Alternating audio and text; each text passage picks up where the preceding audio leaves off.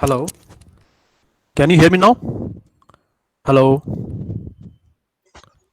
Yes, Yes, sir. sir. Yes, sir. Okay, okay. Okay, Yes, fine. sir. Fine.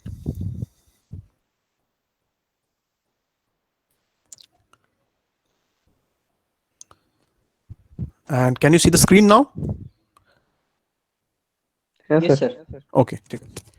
Fine. So yesterday and the class before that, we discussed about the transformation of electric field and magnetic field, and I should also tell you that something like a magnetic field should exist is already, I mean, predicted by relativity. I mean, if you see the transformation of four force, we have seen from the example discussed in the last class that something like magnetic field should exist in nature, and we really want to understand the nature of magnetic field. What is magnetic field? So to understand that clearly, first of all, we have to understand the sources of electric field and magnetic field. So from Maxwell's equation, we already know that what are the sources of electric field, magnetic field. Okay, so naively speaking, I mean, the charge density and current density are the primary source of electric field and magnetic field. So today we shall first discuss about the four vector related to these quantities. So first I will introduce another four vector here. Uh, Let us introduce another four vector, which we shall call say current density four vector or four current density. So it's a new four vector which basically contains the elements of it, contains the source of electric field and magnetic field. So let us define four current density first. Okay, so I will introduce it by using an example so that things become meaning of this different components becomes clear to you. So let us first imagine again two inertial frames. One is laboratory frame S, and another frame say S prime. Again, we take the simplest example, which is moving with respect to S along the x-axis. So this is the velocity of the prime frame, and these are the axis, coordinate axis in the prime frame. And let us now imagine a cube in this frame. Let us imagine a cube of proper length, say L0. So let us imagine a cube. Each side of the cube has a length of rest length of L0.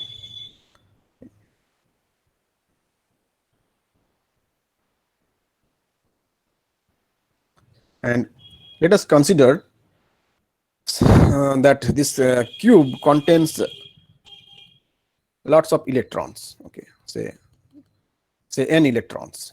So each electrons has a charge of say E. So total charge contained within this volume is say n times E. There are n electrons.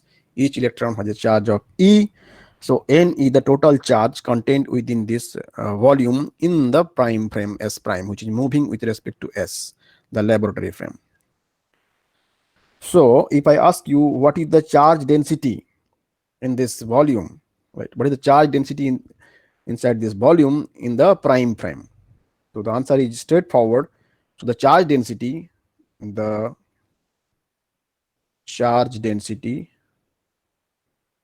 in S prime is how much?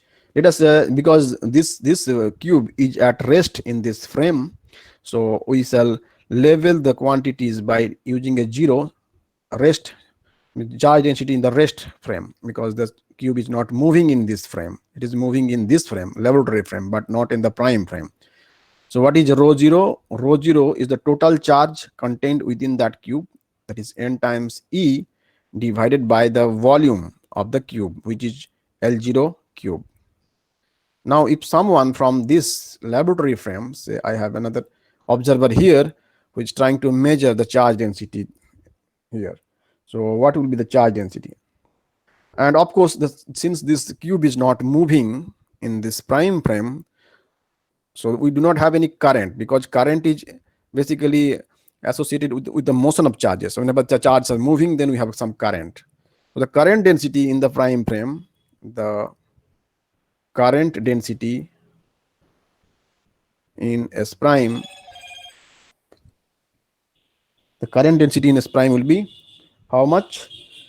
Let us label that it's a vector. Current density is a vector, small j, again subscript 0. So J0 is 0 because the charges are not moving. They are within this cube. They are not moving. So current density in S prime is 0. And now if someone from the laboratory frame measure these quantities, that is this charge density and current density within that volume, what will be the corresponding values? So the the charge density in the laboratory frame in which is S, what will be the charge density? Let's call as rho. Rho is the charge density. Since the volume will be no longer same. Why? Because there will be a length contraction, particularly along the x-axis. The side along y or z won't change because they are orthogonal to the direction of motion. Only the length of the cube along the x-axis will change. So there will be length contraction, and if we use that, we can simply write this will be an E, and the volume changes by a factor of 1 by gamma, so that will be L0 cube. The two side has the same size, L0 L0, and another L0 square root of 1 minus v square by c square divided. So basically L0 by gamma, and gamma is 1 over square root of 1 minus v square by c square. So this will be L0 times square root of 1 minus v square by c square. So this is the charge density within this volume from the laboratory frame. Or you can see, because there is Ne by L0 cube, which is rho 0, I can simply write rho equal to this is gamma, 1 over square root of 1 minus v square by c square is gamma. So gamma times this is L0, if you rho 0, this quantity is rho 0, so gamma times rho 0. That means charge density in the laboratory frame, if I look at the same volume, we shall find that the charge density has increased now because of the shrinking volume. So if gamma is 10, then the charge density will increase by 10 times. Gamma is 100, the charge density will increase by 100 times, and so on. Similarly, the current density, because this cubic volume is not at rest in the laboratory frame, because this cube is moving with the frame S prime where it is at rest. But in this frame, the entire volume is moving with velocity v along the x prime axis. So the current density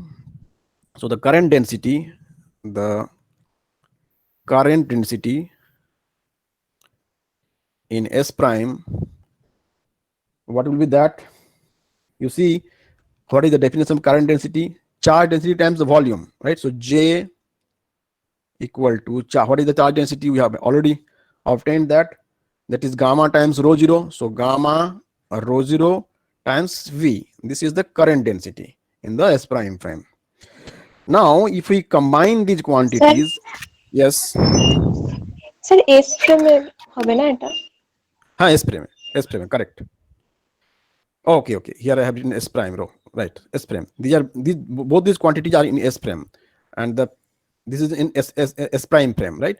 Okay. I mean, see, if I put the cube here, right, the physics will not change. I can, keep either this quantity here or there. I have already told you many times that the inertial frames are equivalent, right? So the physics won't change. Definitely charge density observed by an observer from another frame will increase. If I keep the cube here also, we should observe the same thing.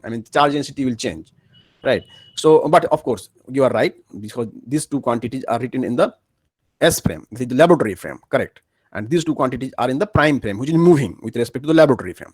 Now, if we combine these quantities, this rho and this J, into a 4 vector, we can construct such a 4 vector, which we shall call 4 current density or current density 4 vector as J mu, capital J mu.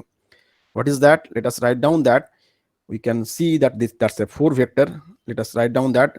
So rho times C, not rho only, rho times C is a time component, and then we have this Jx, Jy, Jz, the 3 current components of current density, Jx, Jy, and Jz, right? This constructs a 4 vector. You can check it also, because the norm of the 4 vector, that should remain invariant. If I take J mu, you can see this will be how much? Rho square C square minus J square. And what is rho? Rho is gamma times rho 0. So that will be gamma square rho 0 square c square minus, this will be gamma square, j is gamma rho 0 v, so gamma square rho 0 square v square. And if I take gamma rho 0 square, gamma square rho 0 square c square common, we shall have 1 minus v square by c square, and 1 minus v square by c square and gamma square, that they will cancel because gamma square is 1 by square root of sorry, 1 by, yeah, gamma square, gamma is 1 by square root of 1 minus v square by c square, so gamma square will be 1 over 1 minus v square by c square, so they will cancel out this one and this one, and we will be left with rho 0 square c square. Now remember, rho 0 is the charge density in the rest frame, which is Lorentz invariant quantity. In the rest frame, L0 doesn't change, right? L0 is the proper length, so rho 0 is something which is invariant.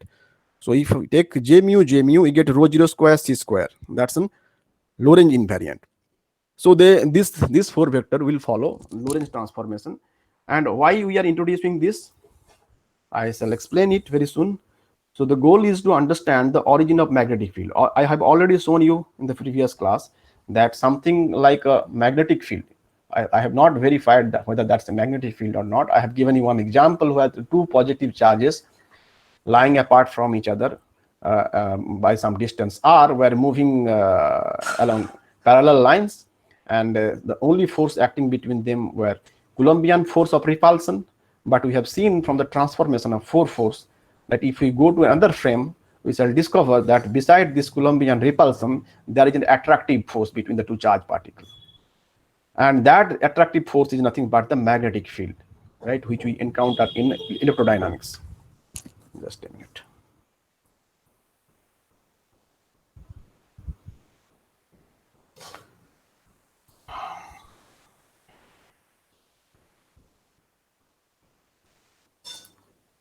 Okay.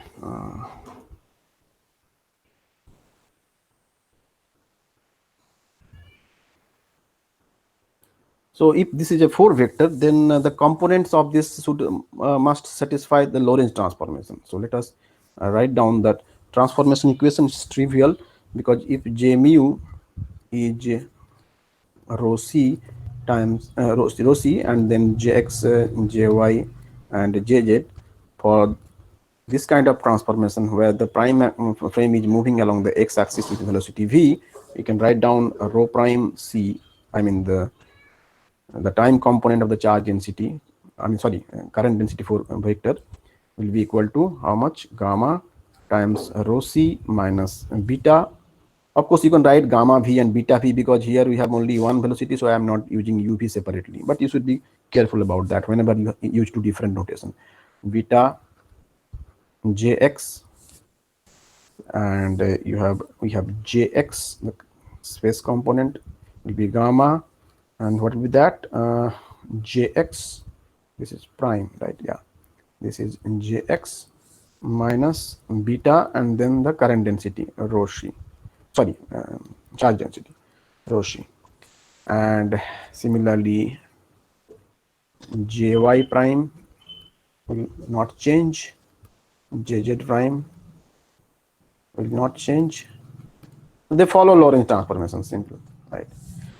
But now let us take a particular example. So we want to understand the origin of magnetic field, so and also the nature of Lorentz force. When we write down the Lorentz force in a particular way, we see that the force due to the magnetic field is always acts perpendicular to it, right? So it is a v cross v. So why v cross v?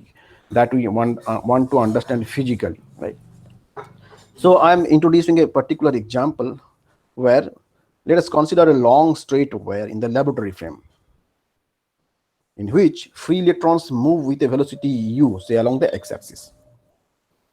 And so let us draw a picture that will be easier to visualize. So this is the laboratory frame where a wire is lying. So this is x-axis, y-axis, and z-axis. We have a wire, so with some finite diameter, is lying along the x-axis, and let n be the number of free electrons per unit volume, And since the net charge in any volume element of the wire is 0, so the number of positive ions per unit volume will be the same as the number density of electrons. Thus, the separation between electrons must be the same as the separation between positive ions. If it has to be electrically neutral. If I cut a part of this wire, it should be electrically neutral. That means there are equal number of positive ions and electrons. However, the positive ions doesn't move, they should be at rest, whereas the electrons can move to give rise to current. So this current carrying wire, so I have just drawn a particular portion of the wire. So this is a wire, right? So I should actually, this is a cartoon diagram, so don't take it literally. So let me draw the positive ions sitting. These are the positive ions and we have electrons. And what I said, that the wire is electrically neutral, so it is carrying some current. So the electrons are say moving along this direction with some velocity u, right? If that is the case, the current is flowing in this direction, opposite to this motion of electrons, but the ions are fixed, right? Well, however, you see in this frame, ions are sitting at fixed location, whereas the electrons are moving along the x-axis. Under these circumstances, we are saying that the wire is electrically neutral. That means if I cut out a part of the wire, I should get equal number of positive ions and negative electron. That means they are equally spaced. I mean, for each ion we have an electron here, so they are equally spaced in this laboratory frame S. Now, let us imagine another inertial frame which is moving with respect to the laboratory frame along the x-axis with some, say, velocity. It could be u or v. Let us use a different velocity v. This is moving with velocity v. I can use u as well, doesn't matter, v. So let us label the axis x prime, y prime and z prime, and we shall call this frame to be s prime frame. This is s frame. And let us now analyze the situation, because you have already learned how to transform the charge density and current density. And as soon as you have some motion of charges, we have current, and there are charges, so you shall have charge density. So let us look at the charge density and current density in frame S and S prime and write down them separately. Okay, so I'm going to write down them separately on the two sides. So what is the charge density in the S frame? So you may say that there are two different kind of charge, positive charge and negative charge. You can write down the charge density for each of them separately. So charge in S frame, we have the positive charge density. Let us call that rho plus. What is rho plus? So we have to assume some kind of number density, say n be the number density of electrons, sorry, positive ions, and also n be the number density of electrons per unit volume. So then rho plus, the charge density in the S frame, the positive charge density is n times E, because electrons and ions, they have same charge, only polarity is opposite. And rho minus is minus Ne, because electron has negative charge. So the net charge density in the S frame, the net charge density rho will be the sum of these two. Okay, you can directly write down the rho equal to 0, but why I am writing them separately, it will be clear when I write down them in S prime. So rho plus rho minus, this is Ne minus Ne, that is 0. We know that the wire is electrically neutral, so there is no net charge density in the laboratory frame. What is the current density? You see, the ions are sitting at fixed location, so I can straight away write the positive current density. I mean, let us call that plus, along the x-axis is 0. Of course, along the y-axis and z-axis is also 0. So I'm just writing the x because the electrons are moving along the x-axis. And what is the current density for the electrons? So J, let us call J minus, and along the x-axis, because there are no motion along y and z, that's why I'm not writing them, but you can write them to be 0 separately. So Jx minus is what? It is the charge density times the velocity. So minus Ne is the charge density for electrons, and the velocity of electrons is u. So minus NEU.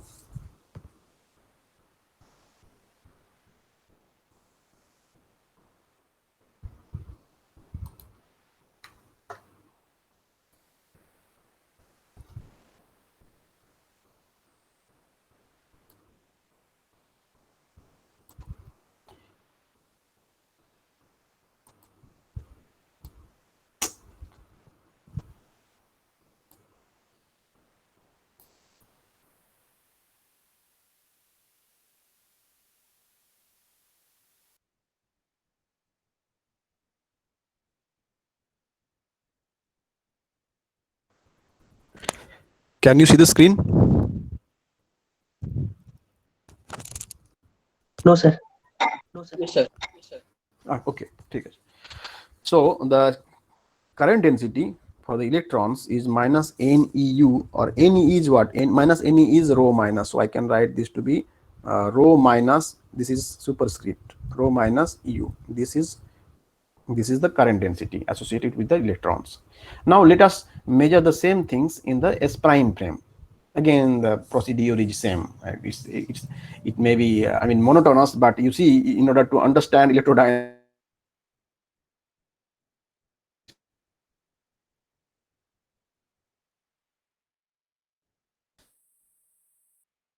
and now getting the silence from it. That is the key to understand the nature of electric field and magnetic field. You have to understand it very clearly. Then only you can appreciate the meaning of electric field and magnetic field. So this is rho charge density and current density, and we are not going to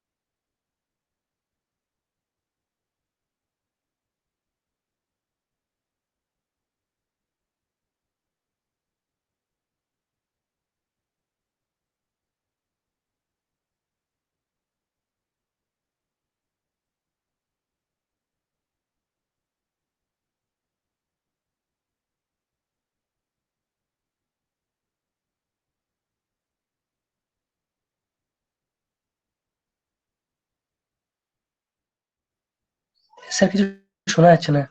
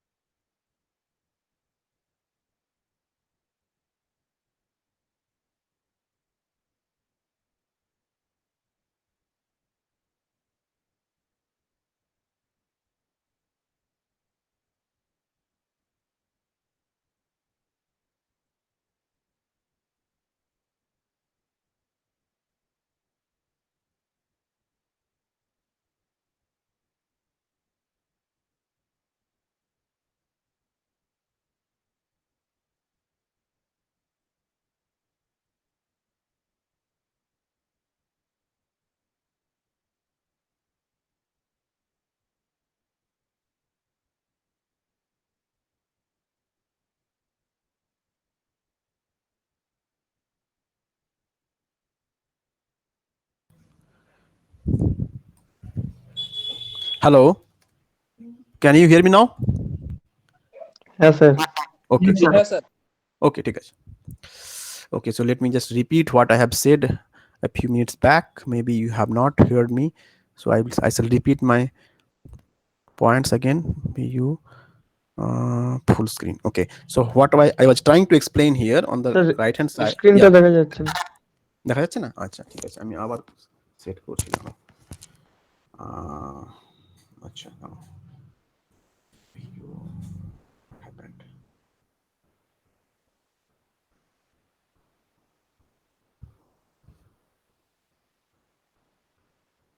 এখন কি দেখা যাচ্ছে? Hello, না sir দেখা যায় না। না sir. তাহলে আমাকে আবার ক্লোজ করেই করতে হবে। এটা আমার তো সমস্যাটা কি হচ্ছে নাকি দেখছি না।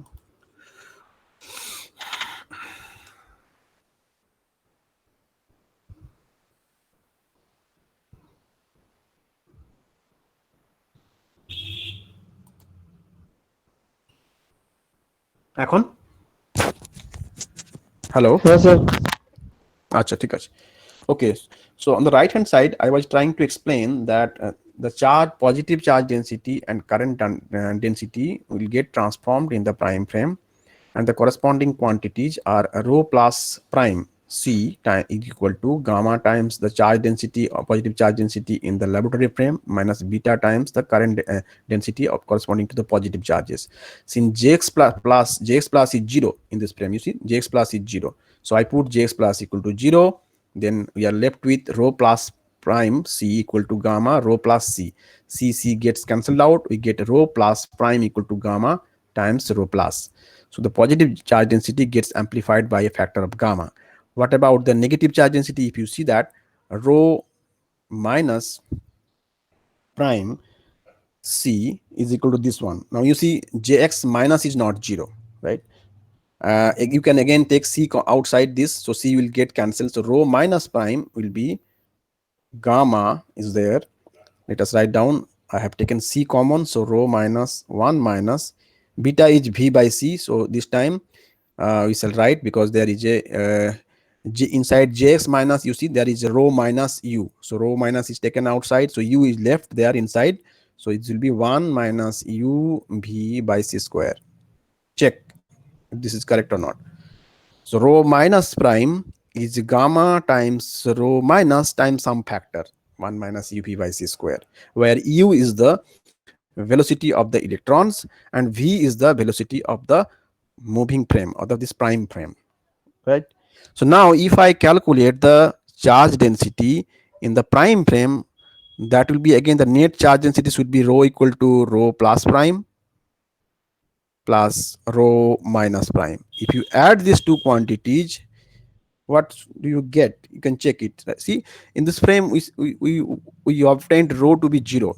The wire was electrically neutral in the laboratory frame, but in this frame, because we know rho plus, what is rho plus? Ne plus Ne. What is rho minus? Minus Ne.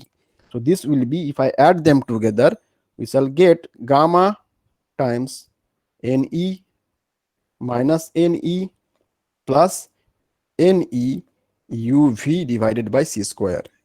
You see Ne gets cancelled out, and what we are left with, so in the prime frame, there is a net positive charge density in the current carrying wire. We get rho is equal to, this is non-zero quantity, gamma is some positive number, n is positive number, E is the charge, u v by c square. Now depending on the motion of electron, one can have positively charged wire or negatively charged wire. So, the bottom line is that the wire will no longer remain neutral, it will be charged in the moving frame. So a neutral wire becomes a charged wire in the prime frame.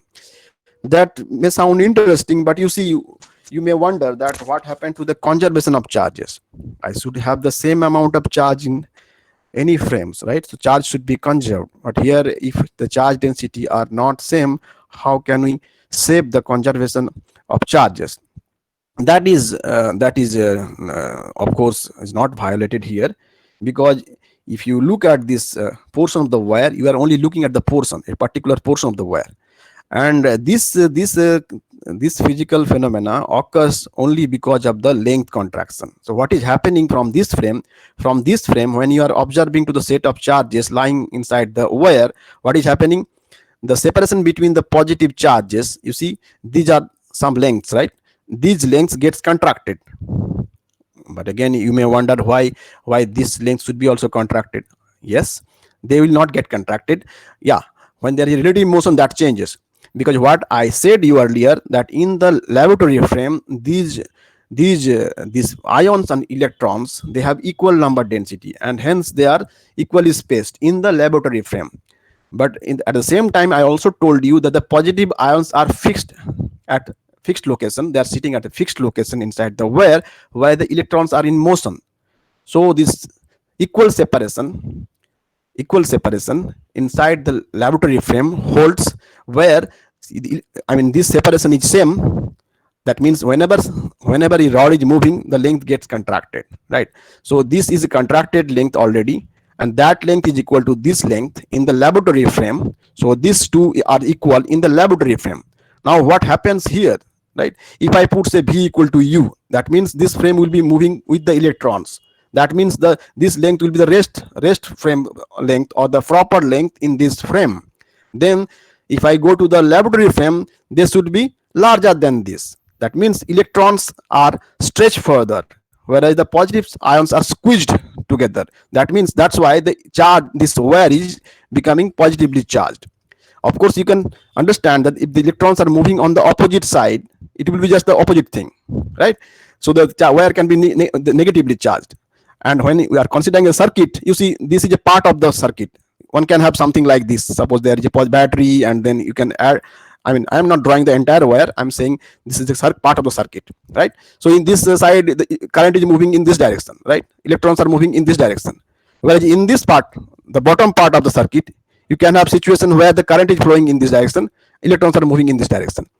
That's why you see the different part of the circuit can be positively charged or negatively charged in the prime frame, depending on the direction of motion of the electrons. That means if you consider the entire circuit, there will be no violation of conservation of charges. The total charge will be conserved and the entire circuit will be electrically neutral. But if you cut a particular part of the circuit and look at it, it will be either positively charged or negatively charged, depending on the direction of flow of electrons. So this is something something interesting and new happening in relativity. So whenever we have, and this is nothing but a consequence of length contraction. You see, when we are looking at two end of a wire, you can think this is to be part of the wire, right? There's a positive charge here, there's a positive charge here, and what we are saying, the separation between them gets contracted in this prime frame. That means this is the relativity of simultaneity. I mean, all these are connected. Once you have relativity of simultaneity, both length contraction and time dilation just emerges from it. So they are connected thing. So this is a consequence of relativity. Now, what it has to do with the magnetic field, that we have to understand. Fine, because magnetic field arises due to current, that we know. But I mean, why they arise and why the force due to the magnetic field acts in a particular way, that we want to understand. So till now, I have explained what is the four current density, which are the sources of electric field and magnetic field. And I have also explained the fact that if a wire is electrically neutral in one frame, it is not necessary to have a neutral wire in another frame. In another frame, the wire can be positively or negatively charged depending on the flow of electrons. Now, let us extend this discussion further in order to understand the origin of magnetic field or the nature of Lorentz force.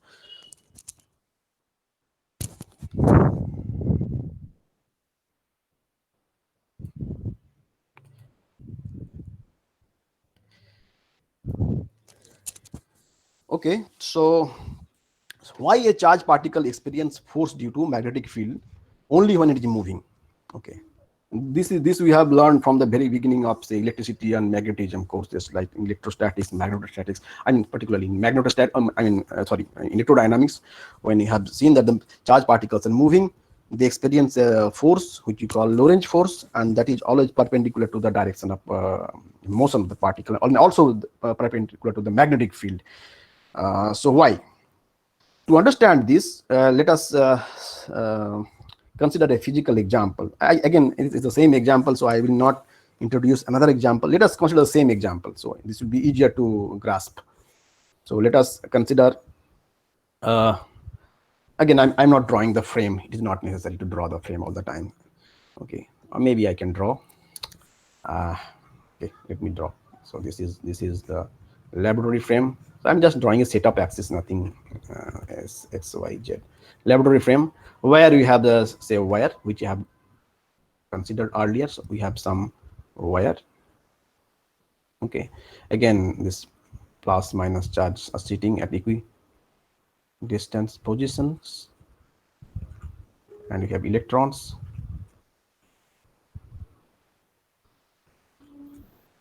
Say electrons are moving in the plus along the plus axis with velocity, say, u. And now let us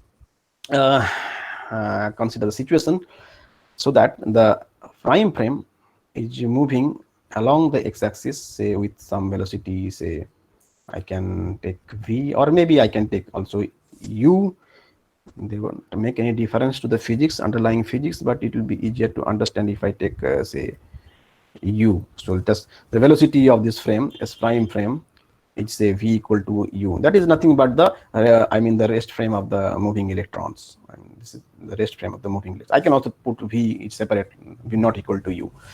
Okay. Now in this problem, so let's first consider current carrying wire lying along the x-axis in the laboratory frame. So this is lying along the x-axis. The wire carries a current I. If the electrons are moving along this direction, the current will be along this direction. The current is along minus x-axis. So the electrons are drifting along the plus x direction.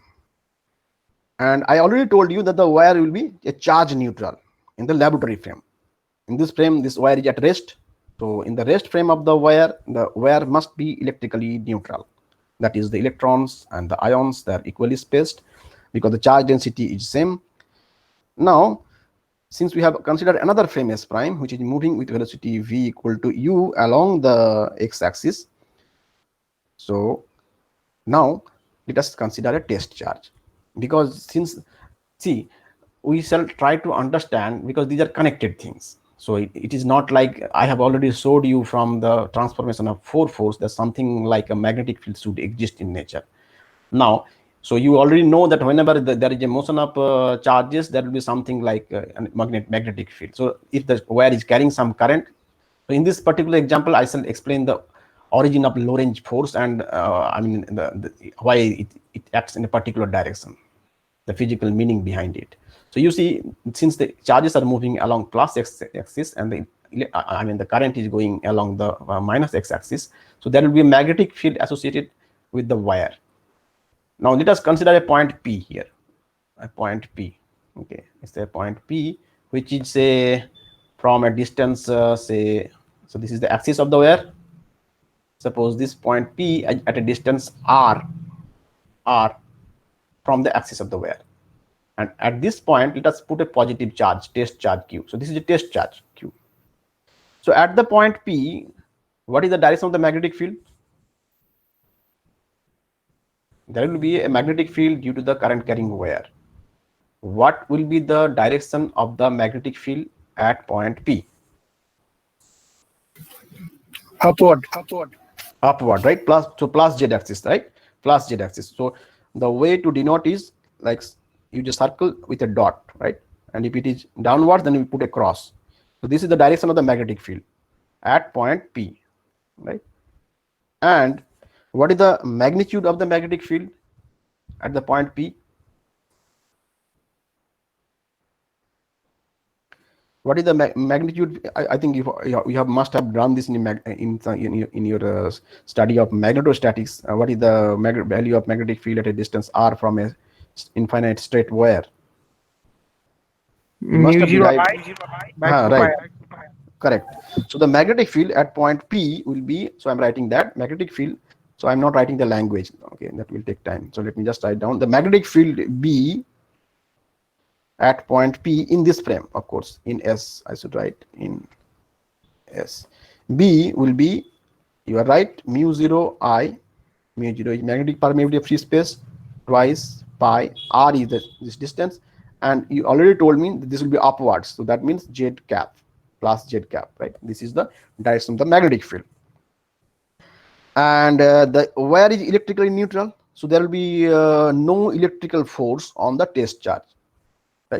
The test charge will not experience any force due to the electric field of the wire, because the wire is electrically neutral. So outside the wire, there is no electric field. So there is no force due to the electric field. And there is a magnetic field. But again, from our experience or whatever you have learned in magnetostatics, the charge particle, if it is not moving, it doesn't experience the magnetic field. That we have already shown. I mean, the magnetic forces arise when there is a relative motion from the transformation of 4 force. So this test charge will also not experience any force due to the magnetic field. So if I want to calculate what is the force acting on the test charge, this Q is a test charge, some test charge. What is the force acting on this test charge in the laboratory frame? Then we come to the conclusion that since there is no electric field outside the wire, so Fe, force due to electric field, will be 0. And since the charge is not moving, it is at rest in the same frame. The wire is also at rest. This test charge is also at rest, but there is a magnetic field due to the current carrying wire. But since the charge is at rest, we do not have any force acting on the test charge due to the magnetic field. So both are 0. The total force will be Fe plus Fv equal to 0 in this laboratory frame. Now let us look at the same problem from the moving frame, or the basically the rest frame of the moving electrons, right? And so what we are saying that okay, let us also write down the electric field and magnetic field in terms of components. So since there are no electric field in the S frame, we can write down here Ex will be 0, Ey will be 0, Ez will be 0. There are no electric field, and Bx will be 0, By of course is 0, but Bz is not 0. Z component is mu 0 I by 2 pi r, right? This is the magnetic field in this frame, and the total force is of course 0, that we have already shown. As the net force on the test charge is 0 in the laboratory frame, the force on the test charge also must be 0 in any other inertial frame. That is a requirement of relativity. I already told you in the previous example that I discussed in the last class. You may have seen that I told you that whenever the charges are in motion, we have two forces, one attractive, another repulsive force. If you combine them together, you may wonder that is it possible that the force is attractive in one frame and repulsive in another? No, it's not possible, right? Because it has to be repulsive in each and every inertial frame. That is a requirement from relativity itself. So similarly, here we are not discussing about attractive or repulsive force. We are talking about the magnitude of the force. Since there is no force acting on the charge particle in this frame, there should not be any force acting on the charge particle in any other frame. If that is the case, then the charge particles start moving, and then you have to explain why the charge particle moving, why it is moving, what is the equation of motion. So there is no force on this test charge in the laboratory frame, and we want to understand the same phenomena from the moving frame or the rest frame of the moving electrons. I have already shown you in the previous example that whenever the charge particle are moving inside a current carrying wire, that is electrons are moving and the ions are sitting at fixed location, the wire becomes electrically charged. That means from this moving frame, if there is an observer, that observer will find the wire to be charged. That means there will be an electric field. There will be an electric field due to this current carrying wire, because this is not electrically neutral from this frame, that is electrically charged. So there will be an electric field outside surrounding this wire. So this test charge will experience some force due to the electric field generated in the prime frame. Now you see, as soon as you demand that, you can again see that this test charge is no longer at rest in this frame, because if you see from this the perspective of the observer in this frame, this test charge Q is moving along the minus x-axis. The charge particle is also moving, and there is a magnetic field. So there should be also a force due to the magnetic field, right? So from the prime frame, there should be a force due to the electric field, because the wire is no longer electrically neutral, that is charged. And since the test charge itself is moving, so it should also experience a magnetic field. Why? Because there is there is already a magnetic field with the current carrying wire. The magnitude could be different, but it should experience the force because the test charge is moving from this frame, right? So these are all relative. You see, this frame, this is at rest, but in this frame, this is moving. This wire is electrically neutral in this frame, but in this frame, it's electrically charged, right? So we want to calculate those quantities, because you already know the transformation of, say, electric field and magnetic field. So if I want to calculate, you see, it is simple. Ex prime, we have taken the same example where the prime frame is moving along the x-axis, so you don't need to worry, you can straight away apply this transformation. So Ex prime will be Ex, which is 0 already, because Ex is 0, you see. And what will be Ey prime? Ey prime will be gamma time Ey minus, in this case I have taken V to be U, so I write U, right? Or you can write both of them V, doesn't matter. U Bz, since Ey is 0, you see Ey is 0, Ey is 0, so I write Ey prime equal to minus gamma U Bz. And what is Bz? You already told me what is Bz, right? Bz is mu 0 I by 2 pi r. Let us write down that minus gamma U mu 0 I by 2 pi r. So this is the electric field, y component of the electric field in the prime frame. And what is Ez prime? Ez prime again, Ez prime will be what? Ez prime will be gamma times Ez minus or plus, right? This is minus, this is plus u times by, right? Both Ez and by is 0. You see, Ez is 0, by is 0. So this will be 0. So there is no x component or z component of the electric field in the prime frame. Only there is a y component. You see, this is y component, but you see there was no electric field in the laboratory frame. Ui was 0, but now we have a uy, right, which is minus gamma u times mu 0 I by 2 pi r. And if I ask you what is the force acting on the charge particle in this frame, so I may have mixed up the space. So the force acting on the test charge in the prime frame, let us call that AP prime. Earlier AP was 0. So what is AP prime? That will be Q times E prime, and E prime has only one component, EY component, EX component, EZ component is 0. I mean EX prime, EZ prime is 0. So this will be minus of Q gamma U mu 0 I by 2 pi r. And what is the direction? What is the direction of the force? It is along the y-axis. So y cap, y component. So I should write down this in this form also. I can write down this mu 0 I by 2 pi r acting along the minus y-axis, right? Y cap minus y cap. The charge particle is here. This is minus y-axis. You see, this is positive y. So since this is become positively charged, so this will repel this test charge. This is plus charge. I have not written any minus sign here. So this is plus charge Q, which is getting repelled by the positively charged wire in this S prime frame, and the force of repulsion is given by Q gamma U mu 0 I by 2 pi r, and minus y cap is giving you the direction of the force due to the electric field in the prime frame. And what is the magnetic field? Let us transform the magnetic field also. We know the transformation Bx prime is Bx. This doesn't change, equal to 0. What is By prime? By prime is gamma By plus V by c square. Here V equal to U, so U by c square times Ez. You see, both By and Ez is 0. By is 0, Ez is 0. So this will be 0. Again, Bx prime is 0, By prime is 0. Right? Correct. And what is Bz prime? You see, we have non-zero component of electric field in the prime frame, and non-zero component z component of magnetic field in the this components. Earlier also this was along the z directions. Bz prime is equal to gamma times Bz minus U by c square. I mean U and V are same. Ey, and you have Ey is non-zero, Bz is 0. No, Bz is non-zero, Ey is 0. Ey is 0. So I put second term will be 0, and gamma times Bz. So this is gamma mu 0 I by 2 pi r. Now look at these results carefully.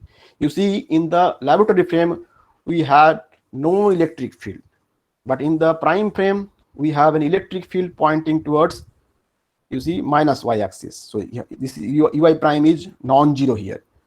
Now I have already told you that there is no force acting on the test charge in the laboratory frame. So the force acting on the test charge should be 0 in any other frame.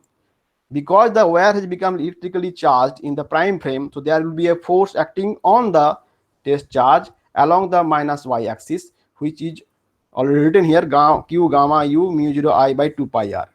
Now to counterbalance this force, there must be another force which will counterbalance this in order to make the total force 0.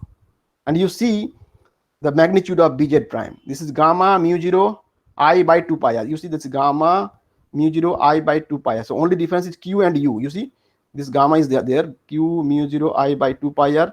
This is nothing but the same quantity, gamma mu 0 I by 2 pi r. See the other things.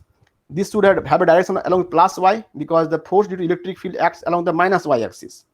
So the force due to the magnetic field must act along the plus y-axis, so that it will neutralize the total force to make it 0. What are the other factors? Q and U. See the Q and U. So you see, if I write down the force to be in this form, magnetic field. What is FB magnetic field? You see FB is Q. What is the direction of the electrons in this frame? Direction of the charges in this frame?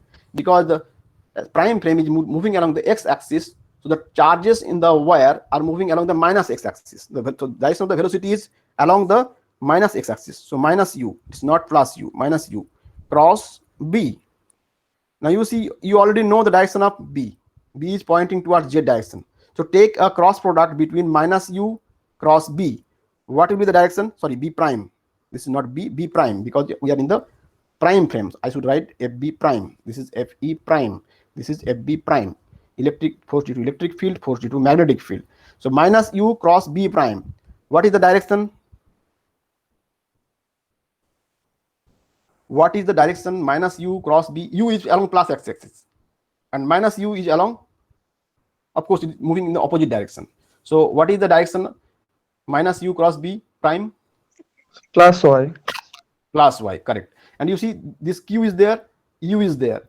So q times u times bz, which is gamma mu 0 I by 2 pi r. So let us write down that q u gamma mu 0 I by 2 pi r, and as you told, this will be along plus y axis, y cap. Now compare the magnitude, this one and this force due to electric field. You see the force due to electric field is acting along the minus y axis, where the force due to the magnetic field is acting on the plus y axis. And compare the magnitude. Here it is, what is that? Q gamma u mu 0 I by 2 pi r. Here also q gamma u mu 0 I by 2 pi r. That means this force is purely arising in order to cancel the force which is originating due to the electric field. You see that there was no electric field in the laboratory frame. Now we have an electric field. In order to keep the force equal to 0, there must be another force, and that is nothing but the magnetic force. And why it is acting in a particular direction, that you can appreciate now, because this is minus u cross B. You see, otherwise that will not act opposite to the force to the electric field, right? It will add up to that. If I write u cross B, of course, or minus u or cross minus B, that is not possible, because you have already derived that Bz acting along the z axis, and since the charges are moving along the minus x axis from the prime frame, so these directions are fixed. You cannot change them. What is appearing here, you could have taken any other combination, say u dot B, y cross, right, or something, some other combination. But no other combination will help you here, because this combination only allows us to keep the force 0 in any other inertial frames. It is 0 in the laboratory frame, it has to be 0 in any other inertial frames. So it is a consequence of relativity, because the charge density and current density gets transformed via Lorentz transformation between different inertial frames, and they are the source of electric field and magnetic field, right? So if the charge density and current density themselves gets transformed, of course the electric field and magnetic field will get transformed. And since we talk about the Lorentz force in electrodynamics, because it's a particular type of force where the electric field and magnetic field acts on a test charge along a certain direction under certain conditions. So keeping that in mind, so see the transformation of force for any applicable for any force. It is not only for Lorentz force, but here we are talking about a particular type of force, the Lorentz force. Why the Lorentz force acts in a particular fashion, that is why it is u cross B. That is what is I have tried to explain by using this example. Okay, so let me just check the time. Okay, we are already over. If you have some quick question, you can ask.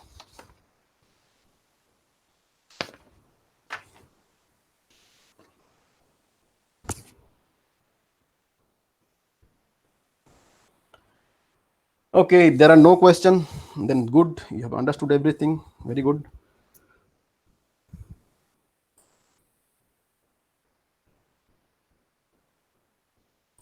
Okay, so we shall continue our discussion from the next class.